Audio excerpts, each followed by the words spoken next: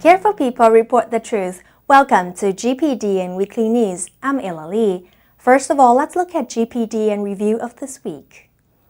Jordan and other countries in the Middle East have been affected by the humanitarian crisis in Syria. The situation has led the United Nations Food and Agriculture Organization (FAO) to enhance support for the region. In a meeting on March 17th, FAO Director General José Graziano da Silva initiated 3 projects on food security, nutrition, and preventing the spread of animal diseases. FAO helps to establish a food security information network that will allow better informed intervention for people in need. Kailash Satyarthi, a children's rights activist and Nobel Peace Prize laureate, pointed out that depriving children of their childhood and freedom is the biggest crime against humanity. In an interview last week with the UN News Center, he said he's confident about ending child labor and slavery, but he still urged a much bigger push, and he can't wait because childhood cannot wait. Bank of Japan Governor Haruhiko Kuroda said lower energy costs may cause a fall of consumer prices, but inflation will pick up as the economy recovers, signaling he sees no immediate need to expand stimulus. Kuroda emphasized that inflation would turn up in the latter half of this year because companies raise wages and the effect of last year's oil price falls fade. But many analysts don't think that inflation will accelerate so quickly. Foreign direct investment (FDI) in China grew at its weakest pace in 6 months in February, but analysts caution not to read too much into the data because of Chinese New Year holiday.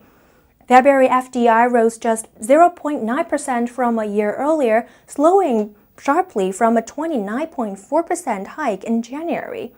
Outbound investment for January and February combined rose 51% to 17.4 billion, while inbound FDI rose 17% to 22.5 billion. Now let's look at Gpdn Live of the Week. Scientists find a moon of Saturn has hot water under its icy crust, raising the possibility that it may host life. This small moon orbiting Saturn could host life, according to NASA scientists. Enceladus is only 30 miles wide, but research suggests it possesses a large ocean containing hot water under its icy crust. The findings are the result of gravity measurements taken by NASA's Cassini spacecraft. It's very rare that liquid water and heat exist at the same time and have strong chemical reactions between them. It has never been found in any places in the universe other than Earth. Silica nanoparticles were found in dust Cassini caught in space above the moon after it erupted off its surface. University of Tokyo Associate Professor Yasuhito Sekai analyzed them. He's not sure what causes the warmth, but thinks the water might be sustained by tidal heat from gravitational tugging by Saturn and its sister moons. He says some form of alien life could possibly be sustained on Enceladus. We knew that Mars might have had liquid ocean and heat in the past, but now it's a cold and dry planet. But the Saturn moon Enceladus has liquid water and heat reacting to each other, which is a new discovery that raises the possibility that there may be living organisms. A follow-up mission to Enceladus is planned, but it will take decades for scientists to collect potential evidence of life. Sammy Zhan, Gpdn. A portable pocket-sized stimulation device is being tested on patients with Parkinson's disease. It's hoped that balance problems associated with the disease will be alleviated. Stefan Lindblom finds it difficult to keep his balance. Like other Parkinson's disease sufferers, this has got worse for Stefan as his disease has progressed. Now Swedish scientists say a wearable device could alleviate this by stimulating patients' sense of balance with a weak electric noise. The pocket-sized device delivers noisy electrical stimulation through patches attached behind the ears, where the balance or vestibular system is located. Associate Professor Philip Bergquist led the research team from the University of Gothenburg Sahlgrenska Academy. The current device, which is very similar to the ones that people use for pain relief with electrical stimulations of muscles and nerves, what's called TNS.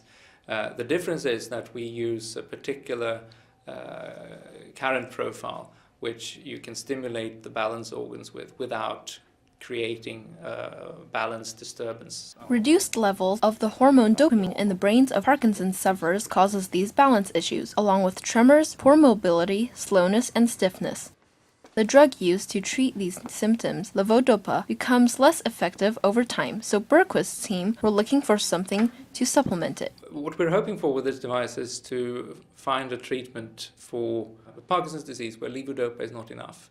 And in particular in patients with Parkinson's disease where there is problem with gait and balance. But this may not be restricted to Parkinson's disease. Stefan's condition couldn't be helped with this device, with doctors suspecting there could also be other causes to his balance problems. But he is hopeful that small steps towards alleviating Parkinson's symptoms are being made. I've become hardened in the sense that I don't have too great expectations, but I still believe that something will be found at some point which could be useful. And the stimulation device could be available to Parkinson's patients who might find it helpful within 5 years, according to the Swedish team. That's if the next stage of trials in patients' homes go well. Karen Kuo, Gpdn. An amateur video has gone viral online. It shows a 95-year-old athlete broke the world record for men's indoor 200-meter sprint for those over the age of 95. A 95-year-old man broke the world record for 200-meter indoor sprint for those 95 and above. The video, posted to YouTube by Silver Gray Sports Club, has been viewed over 500,000.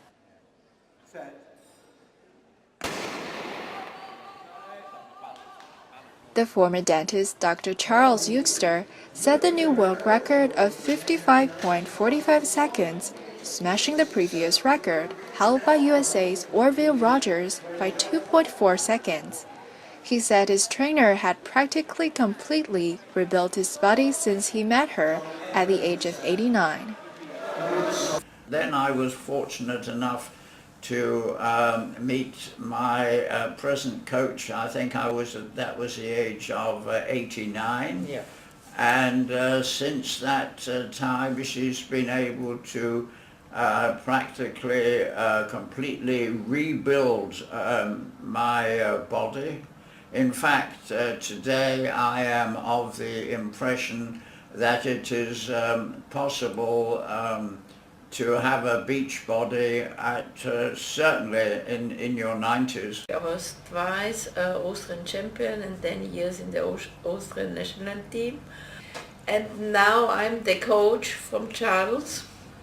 And my heart is to keep people in older age fit so that they can be self-standing, that they are mobile, they can enjoy their life.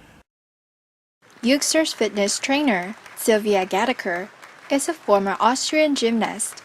She helps people in old age keep fit and healthy so they can enjoy their life. Iris Chen, Gpdn. Residents of Hamburg's Street Police nightclub district are getting their own back on late-night revelers who urinate on buildings. They use a new high-tech paint that sends the spray bouncing right back at them. In St. Pauli, anything goes, from prostitution to late-night drinking. But one thing really upsets locals: men urinating in the streets and alleys of this famous district of Hamburg. It's really getting on my nerves. It's really getting on my nerves. Just don't do it. But now community leader Julia Steron is helping the people of St. Pauli's bounce back, literally. She's painting district walls with this high-tech, ultra-ever-dry super hydrophobic paint. Developed by car maker Nissan, its oleophobic nano coating is water repellent. Revelers who urinate against it end up soaked.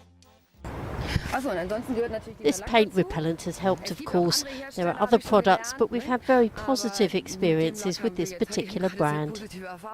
She's convinced that the paint will change men's behavior in conjunction with her bilingual warning signs. It costs $500 to paint a 6-square-meter area. But Steron is convinced it's worth it and says the drip of publicity is already helping. Susan Wang Selfridge, Gpdn. Thank you for joining us on GPDN Weekly News. I'm Ella Lee. I'll see you next time.